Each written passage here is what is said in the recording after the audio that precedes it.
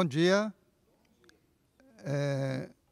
Vamos começar, já com um pouquinho de atraso, mas eu vou apresentar um texto um pouco denso, por isso eu vou comentar pouco e tentar ler para que vocês possam acompanhar juntos essas reflexões que fiz sobre o problema da questão de certo e errado no ensino da língua materna. O título do trabalho, como está no quadro, é Como tratar a questão de certo e errado no ensino da língua materna. Não vou ler o resumo, porque você já deve ter visto lá na programação, no livro de programação e resumos, mas vou ler o texto fazendo alguns comentários, ok? Então, vocês podem acompanhar essa leitura no quadro. Em 2011, publiquei um artigo na revista da Academia Brasileira de Filologia, tratando do conceito de erro em sociolinguística, do qual serão extraídas algumas reflexões que continuam válidas e defensáveis, inclusive por quem não é sociolinguista ou que não aceita alguns de seus supostos princípios. Digo supostos princípios porque muitas pessoas, ou porque não entenderam ainda bem o que é sociolinguística, ou porque têm um excessivo fanatismo, acabam levando a sociolinguística para um campo de rejeição de vários outros colegas que não aceitam alguns princípios dados como sendo da sociolinguística. Por isso eu disse de alguns de seus supostos princípios. Mais recentemente, convidado a oferecer uma disciplina sobre tópicos de sociolinguística em um curso de especialização em linguística aplicada ao ensino de língua portuguesa no campus 10 da Universidade Estadual da Bahia, organizei uma coletânea de artigos sobre o tema para servir de suporte teórico aos alunos do curso. Por isso, naturalmente, vou utilizar parte desse material para as reflexões que aqui apresentei. Apresentei no texto escrito, mas, na verdade, eu estou apresentando agora oralmente. Jamilton Pereira e outros alerta na introdução de seu trabalho para o fato de que a variação linguística na escola costuma ser relegada a um segundo plano, considerando que o que for diferente da norma padrão é considerado erro. Para eles, a relação da sociedade com a linguagem é a convivência social que leva à variação linguística, considerando o erro recorrente como a forma adequada da língua da comunidade, pelo menos naqueles contextos em que ocorrem sistematicamente. Por exemplo, o uso da palavra você, que poucas pessoas deixam de usar se em determinadas situações de fala. Você vai à festa com a gente? Você vai, dificilmente a gente encontra uma pessoa que não usa uma ou outra vez forma como se, e entre os mineiros, por exemplo, forma o se em vez de se ou de você. Não é?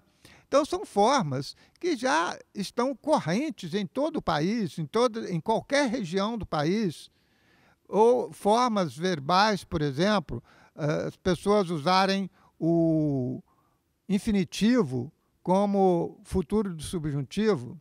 É muito comum você usar assim, você queria que você pôsse, em vez de pusesse, queria que você pôsse isso, ou ou outras formas verbais, por exemplo, correspondentes à forma, digamos, ideológica, ou seja, a pessoa quis dizer futuro, mas na verdade ele usou uma variante que seria correspondente a uma forma popular ou variada do infinitivo. Por isso, é muito importante que se considere esse detalhe na análise da questão do erro. Passando mais adiante um pouco, né? É ou não é uma forma recorrente na comunidade de fala? Se for recorrente, passa a ser a norma, enquanto a norma padrão passa a ser um erro ou uma inadequação. Dependendo do contexto, portanto, o que é erro passa a ser o válido. O que é erro em relação à norma padrão passa a ser a forma normal da língua culta em determinada região, ou da língua da comunidade. Depois de citar os parâmetros curriculares nacionais, Jamilton Costa Correia e os seus companheiros de editoração, de autoria, consideram que, apesar de valorizar a heterogeneidade linguística nos diversos contextos de comunicação, os PCN não dispensam a escola da responsabilidade de ensinar a norma culta, como uma proposta de ampliação de domínio de uma variedade. Veja, está entre aspas ali, é uma transcrição da norma.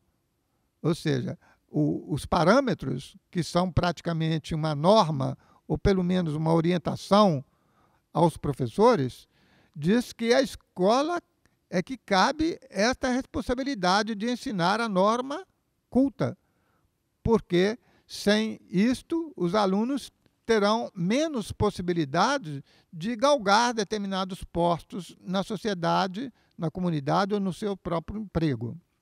Como a língua varia com o tempo e de acordo com os interesses e culturas de cada comunidade, todas as variedades do ponto de vista estrutural linguístico são perfeitas e completas entre si.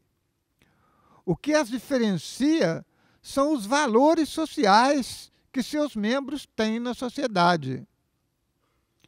Assim, por exemplo, numa comunidade acadêmica, se supõe ou se espera que se use a norma culta.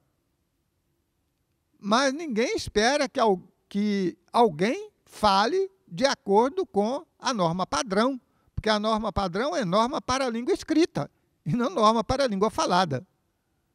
Quando você fala de norma padrão, de gramática normativa, você está falando do ensino da língua para ser escrita e não para ser falada. Ninguém fala com as mesmas normas da gramática normativa que está ensinando como se deve usar a língua escrita. Por isso, ele acrescenta que os conceitos de certo e errado usados na sociedade para indicar os indivíduos e as classes sociais pelo modo de falar e para revelar o grau de consideração em que os têm, não são justos nem honestos. Esta atitude revela os preconceitos sociais, tomando as diferenças linguísticas como marcas de prestígio ou de estigma. Portanto, eu, assim como Marcos Banho também em algum ponto, não tenho de memória a indicação de em que lugar da sua obra ele diz isso, ele mostra que, de fato, não existe preconceito linguístico. O que existe é preconceito social. A língua é simplesmente a forma de identificar a pessoa. Se você identifica pela linguagem, aquele dali não é daqui da nossa comunidade, não, está falando com um sotaque diferente. Então, é um preconceito? Sim, é um preconceito. preconceito não quer dizer sempre que vai ser uma coisa contra a outra pessoa. Pode ser simplesmente para identificar a sua origem. Se é uma pessoa de uma comunidade, ou melhor, se é um tipo de linguagem de uma comunidade pouco valorizada ou mesmo estigmatizada, essa linguagem vai identificar aquela pessoa. Então, o preconceito não é preconceito linguístico, o preconceito é social. Portanto, o termo preconceito linguístico é equivocado e não existe preconceito linguístico. O que existe é preconceito social. A língua é um dos elementos mais importantes para identificar as pessoas. Você, pelo sotaque, pela seleção vocabular ou por outros elementos, consegue identificar de onde vem determinada pessoa, de que classe social ele provém, ou pelo menos tem mais contato. Jaqueline Góes Moreira, já um outro artigo, um outro trabalho, considera que a noção de erro sempre esteve ligada à posição do falante na escala social, de tal modo que uma variedade linguística usada prioritariamente por falantes de classes populares é associada à ideia de erro, e as variedades usadas regularmente por pessoas de alto poder aquisitivo são consideradas corretas. Então, aquele tipo de linguagem utilizado pelas pessoas de alto poder aquisitivo, que da classe mais alta da sociedade do ponto de vista da cultura acadêmica, é considerada a língua certa. E aquela outra usada pelas pessoas de analfabetas, que pouco vêm à cidade, são consideradas línguas de menor valor, de menor prestígio. E, na verdade, o preconceito não é em relação à língua, mas daquele tipo de pessoas identificadas através da língua. A língua é um dos elementos e, com certeza, o mais importante para identificar as pessoas. Mas nós sabemos, e Marcos Banho reforça isso, que ninguém comete erros ao falar sua própria língua materna, assim como ninguém comete erros ao andar ou respirar.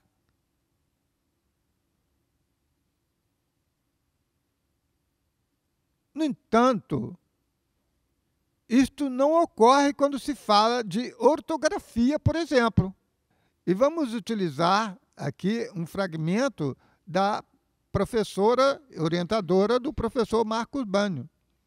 A professora Estela Maris Bortoni Ricardo, também da Universidade de Brasília, diz que seja feita uma distinção funcional entre erros de ortografia que resultam da integração dos saberes no domínio da oralidade, na aprendizagem da escrita, e erros que se explicam porque a escrita é regida por um sistema de convenções cujo aprendizado é lento e depende da familiaridade de cada leitor, que cada leitor vai adquirindo com a língua escrita.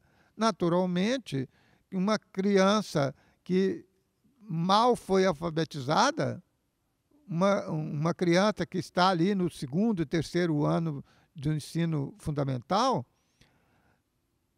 não consiga relacionar a escrita com a ortografia. Ele ainda não conhece. Ortografia não é uma coisa natural. Ortografia é uma forma artificial e decidida fora da língua por políticos ou intelectuais para dar uma forma representativa da língua de fato, da língua falada. É interessante não se esquecer de que a língua escrita é uma das modalidades da língua e que não é a que mais preocupa os linguistas nem os sociolinguistas.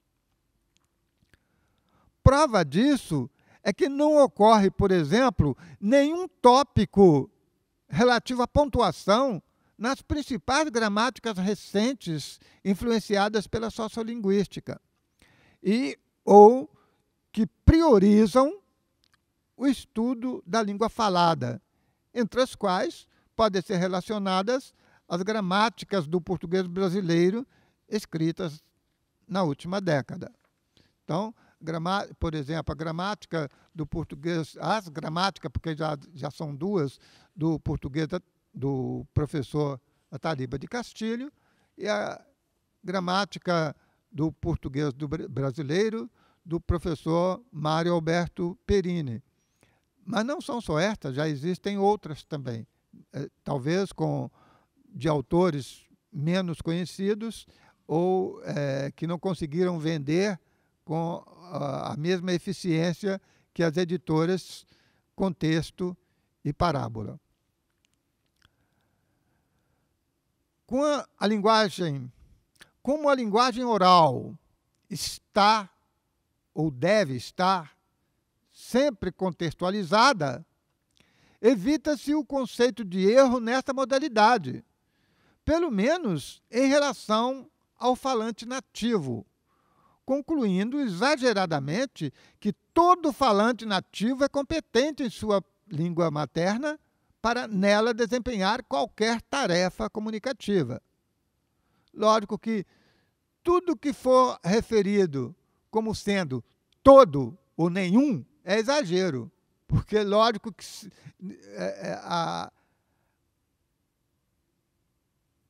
toda regra tem exceção. Inclusive a regra que diz que toda regra tem exceção. Né?